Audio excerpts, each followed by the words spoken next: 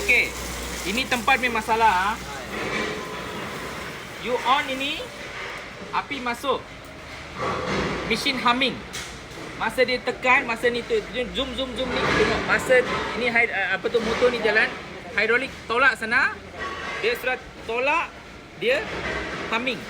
Masuk motor tu macam dia nak berhenti sendiri, lepas tu dia jalan balik.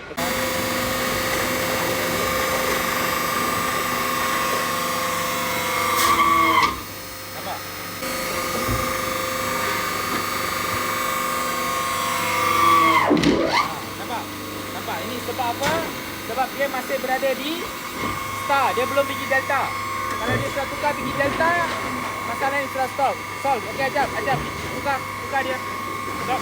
High M. Delta, dia low M, high top.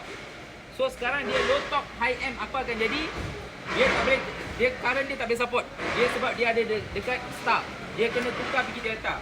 Ini ada 3 kontaktor, maksud dia starter, dia kena dari star kena pergi delta. Sebab dia dah jam, kontaktor ni tak boleh masuk. Timer ni tak ada function.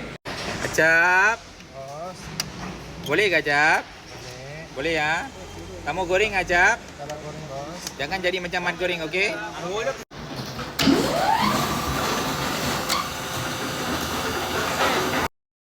Sistem sudah betul-betul function dengan baik ah, tengok ah.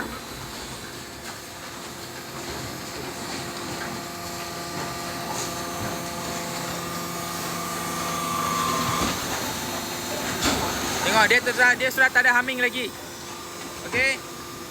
Okey, kau tim cukup. Acap, tadi satu tukar, sekarang buat apa Acap? Lagi satu tukar. Mana tukar Acap? Ini ya? Ini kecil. Ini tukar. Pasal nombor 1 sudah betul, sekarang tukar nombor 2 Acap. Oh, betul-betul bagus dah Acap. Ini macam you sudah cari makan kasih company banyak lah Acap.